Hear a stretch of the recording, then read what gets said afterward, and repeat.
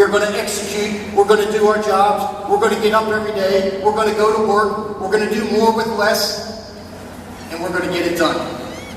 To Adam Harden and Chaz Buck, the owners of this amazing piece of property, and the whole staff at Soho Capital, thank you for allowing us to use what will be an amazing building. After last year's speech at the Crest Building to today at the Tampa Armature Building, it may seem like I just focus on old buildings. It may be because I'm getting old. But I do, because they represent our community's history. But more importantly, they represent our future.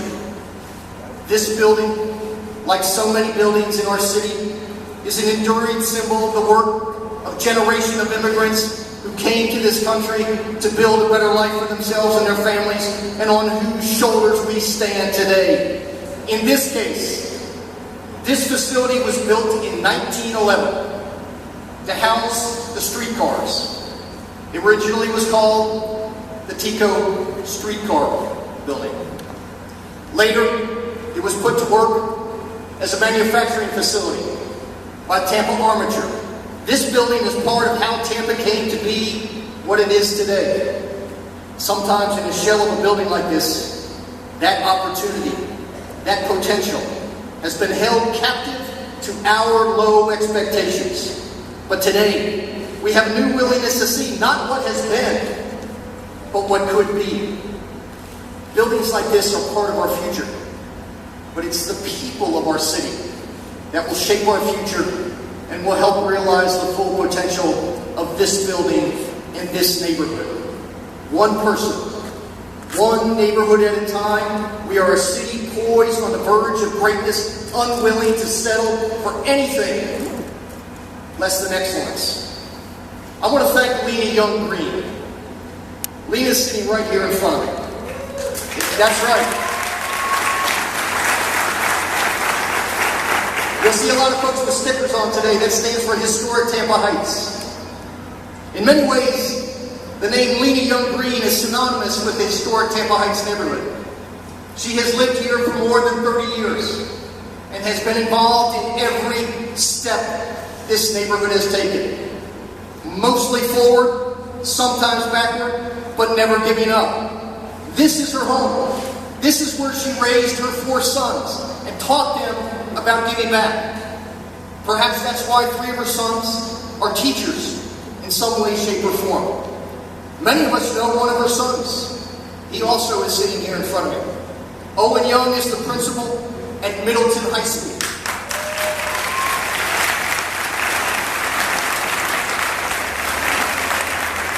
Come on, all you Blake graduates, get off your hands and cheer for Middleton High School. Owen is a young man who is carrying on the tradition of great educators at Middleton High School, one of Tampa's most historic schools, a place where generations of African Americans were educated when that was one of only 2 high schools that they were allowed to go. The second is right across the river. The new Blake High School rebuilt to honor the old Blake High School. When he took over Middleton High School, it was on life support, constantly being forced with the threat of being shut down because of its failing performance. Today, it's a national model for how to turn around a school.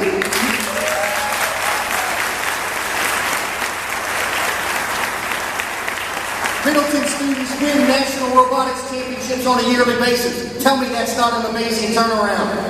Now, Owen's mom, Lena, likes to talk about how we're all on this earth to do something. We're all here today because we care about our neighborhoods, about our city, about our future.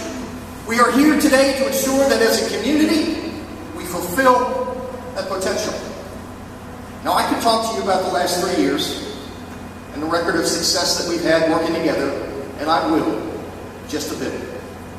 I can talk to you about the things that we want to achieve next year, and I will, just a bit. But today, I want to talk to you about the next 20 years. Cities like Tampa are increasingly becoming the hub of innovation, synonymous with growth and ingenuity. That changing role will shape our future. Tampa is my home. It's the place where Kathy and I choose to raise our family and you choose to raise yours.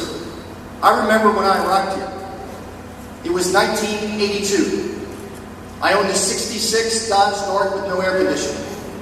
I had $300 in my pocket, just having been discharged from Navy flight school. And I had nowhere else to go. I knew one person. At the time, only 275,000 people lived in the city of Tampa. Today, I'm the mayor. And our city is growing faster than it has since the 1960s. People want to be a part of what we're doing here. I remember when there was a working wharf and the Maribel Fish Market on the southern edge of the Hillsborough River, when Harbor Island didn't even exist. It was a phosphate dumping pit. Now, 6 mayors, 40 years in the making, we will complete that river walk by the end of this year, which will allow you to bike, to run, to walk throughout our urban core, from the Tampa History Museum to the Strass Center. 40 years, 6 years in the making, that's going to be a great day for this city.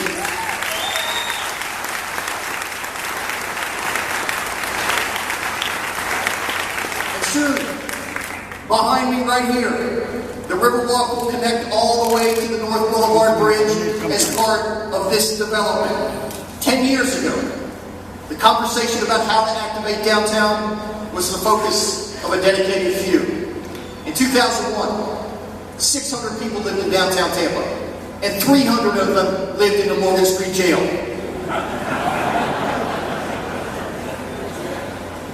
It's true. Some of you might think. Today, entrepreneurs and thousands of residents aren't just talking. They're renewing neighborhoods in downtown, the Channel District, West Tampa, and right here in Tampa Heights. Look around. Times have changed. Tampa grew, and it grew up. We play host to the world. Super Bowls. Republican National Convention. In 2017, the National College Football Championship. In just 1 month from now, we will host the Bollywood Awards. The first time it has ever been held in the United States, and 800 million people will watch what we see every day.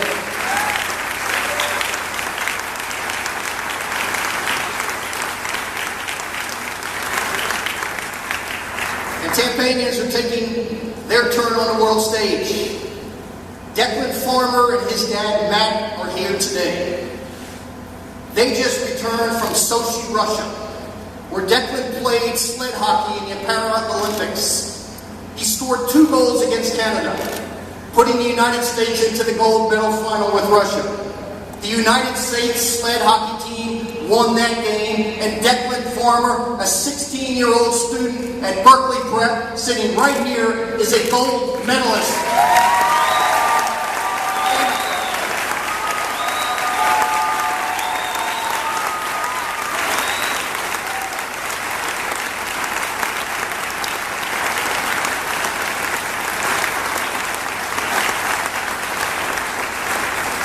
No physical obstacle stood in Declan Farmer's way. He stood up, and when they played that national anthem, it was the United States, and it was Declan Farmer wearing his gold medal.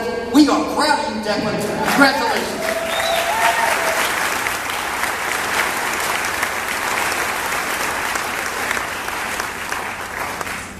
We are a major American city in a time when cities are on the rise. Across the country, more and more people are choosing to live in our urban areas.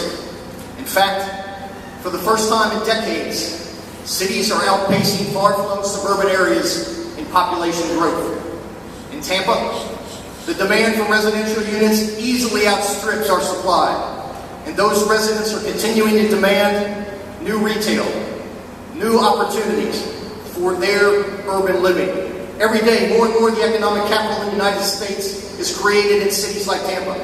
In the state of Florida, cities like Tampa are responsible for $751 billion of the gross state product of $777 billion. The Tampa metropolitan area alone generates nearly $120 billion per year. Health plan services, ConnectWise, Biologics Development Services, CLI Solutions, Verizon, USAA, all companies that are expanding in Tampa. Depository Trust. Today, companies can choose to locate anywhere in the world that they want to be, and they are choosing our city. Over the last 3 years, we've created more jobs than any other metropolitan area in the state of Florida, and we expect that growth to continue as we take our turn as a great American city. We've grown our way out of this recession. That's right, you can cheer for that.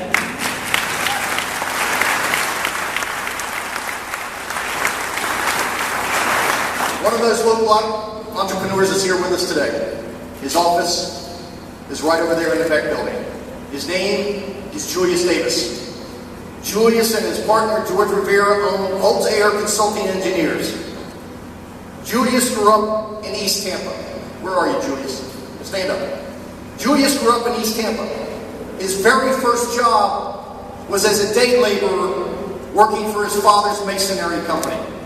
In May, he will graduate with his MBA, something a CEO of a firm that has tripled in size in the last 5 years could probably have taught the course. Julius, stories like yours are why we celebrate today. Your vision, your commitment, and your work ethic are why Tampa Bay continues to lead the state in the number of new jobs created. Julius, get back to work. We need more jobs.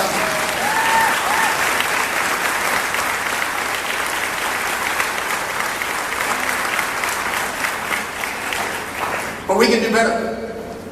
Within a decade, south of Atlanta, this ought to be the economic engine that drives the southeast United States. But if we're going to achieve that, we can't just rely on domestic trade. We've got to open up the doors to Latin America.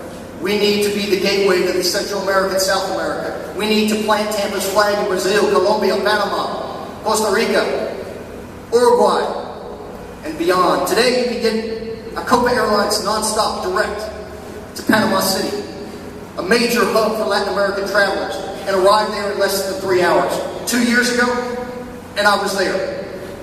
Copa Airlines said to Tampa, Florida, thanks, but no thanks. You're not even on our radar. Go away. We didn't go away. We didn't quit. We dogged them and dogged them and dogged them until we made the case that this was an opportunity that made sense for them, that the business model worked, and today, Copa flies 4 days a week out of TIA. I want daily service 7 days a week. I want passengers flying from Latin America.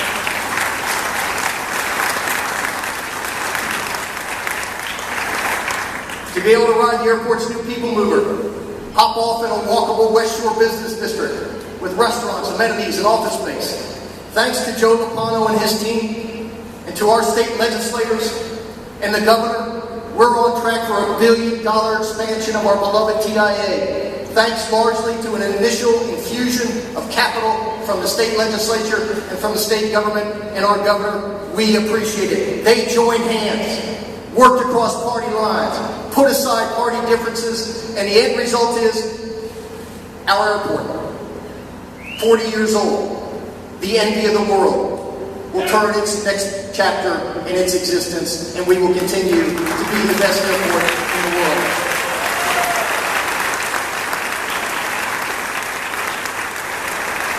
I don't know about you, but I think it's time we started putting aside our partisan differences. Who cares who's a Democrat or who's a Republican? Who cares? We need to put aside those differences and start focusing what is right with this state. We were elected to do a job, not to argue about politics and ideology. In the Port of Tampa, Paul Anderson and his team were preparing for the opening of the Panama Canal and all of the opportunities that that presents. In December, we announced a major port partnership with Amports, one of the largest car processors in the United States. Because of this new partnership, cars coming from Latin America will arrive in Tampa to be distributed all over the Southeast, and cars made here in the United States can hop on a freighter for distribution in Latin and Central America. With a new master plan that will guide the development of the port for the next 2 decades, our port, Tampa Bay, is ready for its next iteration. We will be the gateway to the Americas. Es nuestro tiempo.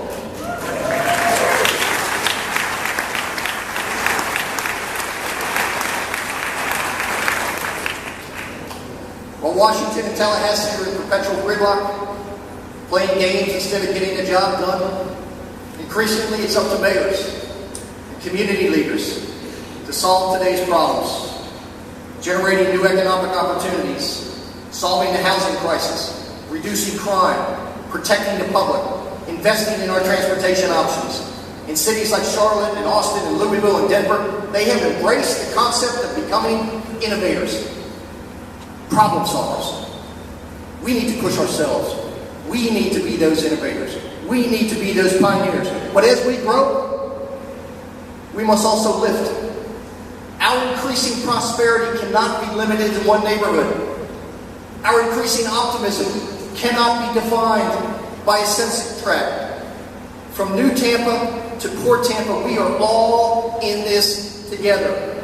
We suffered through the Great Recession together. And as we emerge from the brightness of that time to a new sunlight of a city preparing for its next chapter, we will do that together also. That rising tide must benefit all neighborhoods, not just some neighborhoods. Now, for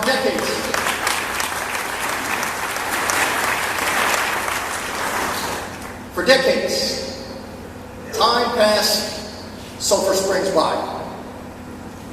And the city grew up around this historic neighborhood. It has the unfortunate distinction of being known as one of the poorest neighborhoods in the city. A year ago, we announced the Nehemiah Project, based on the story in the Bible about restoration. We said that we would demolish more than 75 homes. 75 homes in a neighborhood that were sitting vacant and dilapidated, a blight on that great community. Cases like Sulphur Springs, we can be that change. With our partners like the YMCA, Layla's House, United Way, Neighborhood of Promise, we can create a community and an environment that is safe, where families grow and children can succeed. We made it our mission to turn that neighborhood around. I committed to back up our talk with actions. Actions that will make a difference for the children that are growing up there. In the years since, Tampa police have assigned extra officers to the area, and crime is down by 20%. We've picked up 150 tons of debris and accumulations. Let me tell you something. A neighborhood feels about itself the way it looks. That makes a difference. We've installed more than 400 new streetlights to keep that neighborhood safe. Today we're building homes where there once was collapsed buildings. We're not waiting for anybody else to help stabilize that neighborhood. When we're done, on those vacant lots, new owner-occupied houses will be constructed. Together, not just the city, not just the government. Together, we're going to have a renaissance in Sulphur Springs because we have a choice. The choice is we ignore it. The choice is that rising tide of prosperity doesn't touch Sulphur Springs. Or we can choose to make a difference. We can choose to invest. On that first day, that when we tore down that house, I met a little girl. She couldn't have been more than 3. She was living in a neighborhood that gave her few options and little hope. Chances are, she would have ended up like a lot of good little girls in that neighborhood. A statistic. She's here today. Her name is Legacy. Legacy, stand up, sweetheart.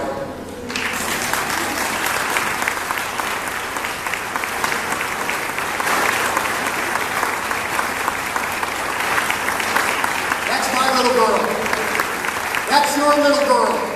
That's all of our little girls. Now it's up to us what our legacy is going to be. What I know for me, I hope my legacy is that because of our work in Sulphur Springs and East Tampa and North Boulevard Homes, that little girls like Legacy can point to us, that means you, and say, I now have a better chance. There's a lot of good things going on in this city. A lot of good things. In downtown Tampa, a few months from now, the old federal courthouse, boarded up, abandoned for a decade, rotting by neglect, costing the city $100,000 a year to keep the AC on and cut the grass. will open up as the new Le Méridien Hotel, a 130-room boutique hotel that will take what is an amazing historic structure in downtown Tampa and make it a destination for tourists and for everyone else. In Perry Harvey Park,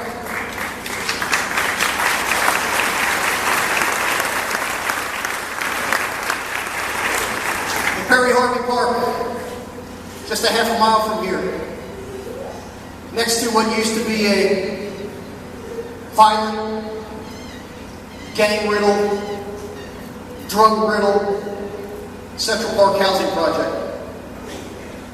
Perry Harvey Park, now a relatively passive park with little activity, will soon be able to accommodate the thousands of new residents who call Encore home. We must give those residents an active park that they can enjoy. A park that reflects the history of Central Avenue and that pays homage to the many historic contributions to generations of African Americans. Ladies and gentlemen, I'm sorry, a concrete skate bowl pales in comparison to the history of our African American community at Central Park. We're going to get that park done.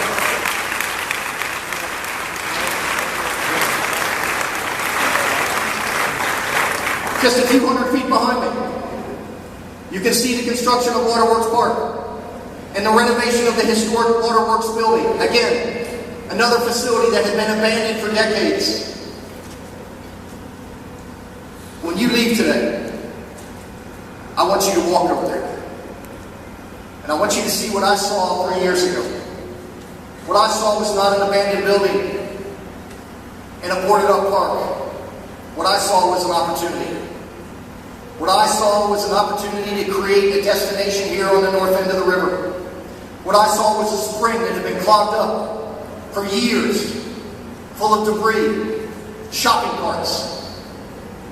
A spring that had fed the city of Tampa's drinking needs for decades. I didn't see an empty spring. I saw hope springing eternal. I saw an opportunity. And so did Richard Gunsmart. We all know the Gunsmart family. We've eaten there thousands of times. I could do the flamingo dance. Not very well. But Richard Gunsmart saw something different as well. He saw an opportunity to pay homage to his family. Generations who grew up in a nearby neighborhood. He saw an opportunity to create a project that would last far beyond his time here on earth. You see, Richard Gunsmart and I have far more yesterdays than we have tomorrows.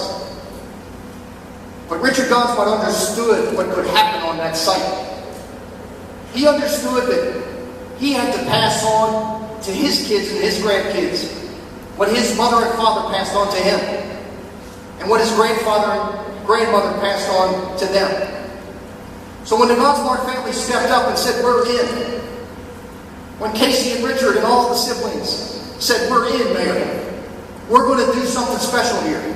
We're going to honor that amazing history, but yet we're going to create something that will be part of our future." Out of that abandoned spring, out of that abandoned building, out of that abandoned park will come Eulalie Springs. That spring has been reclaimed.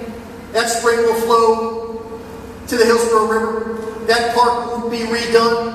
In a few months, I'm going to cut a ribbon on what will be an amazing transformation of an underutilized piece of property that will generate private capital, that will generate additional development, and once again, we will celebrate this amazing river. Richard Gunsmart, thank you for believing in this city.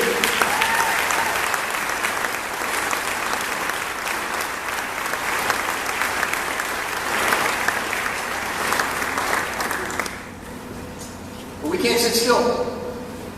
We can't rest on our laurels. We've got to continue to keep our neighborhoods safe. In the past 11 years, under the leadership of Steve Hogue and our amazing Chief Jane Castor, crime in the city of Tampa has dropped 69%. Let me say that again. 69%.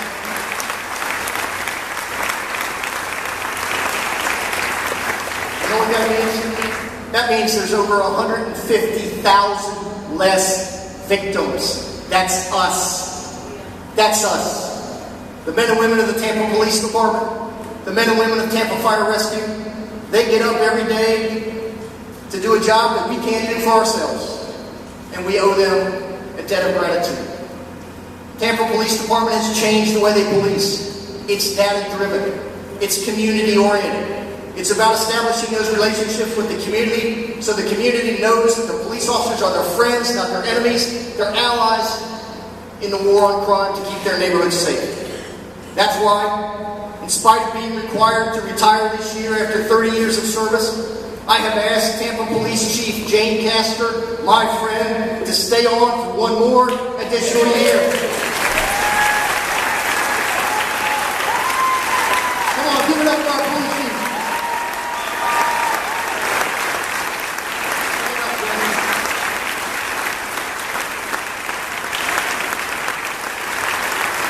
My chief's not going anywhere.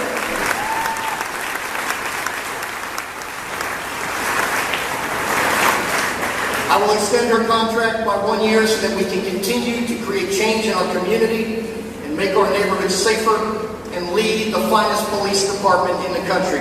I would submit to you there's not a city in America that has reduced crime by 69%, and we're keeping our chief as long, and I can be pretty persuasive, but certainly for the next year. Thank you, Chief Castor.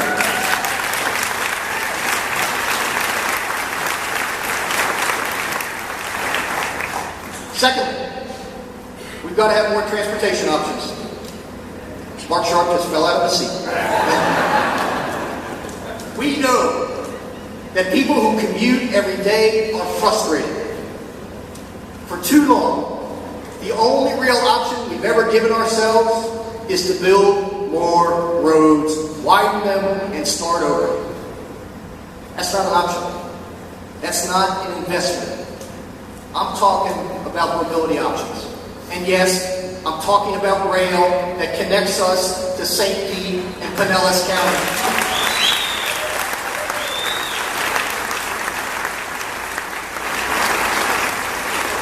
Now, a rail station may not be in your particular neighborhood, but we can give you more transportation options. Buses that connect to a light rail system. Bus rapid transit that moves you from New Tampa to downtown. Buses are a big part of this solution. It's not just one option. It's not just two options. It's multiple options, but we need to start now. We need to make sure that our streets are safe for walking and bike safety, and that we connect these intermodal centers. It means partnering with the private sector to do things like bike share. It means looking beyond the artificial boundaries on a map. Those bridges are not barriers. They are conduits to cooperation. We need to support Green Light Pinellas. We need to do everything we can to make sure that passes. Because you know what? When Pinellas succeeds, we succeed. Rick Chrysler, the mayor of Tampa, the mayor of St. Pete, we're in this together. Yeah, he's not going to be the mayor of Tampa. That ain't happening. I wouldn't mind his baseball team.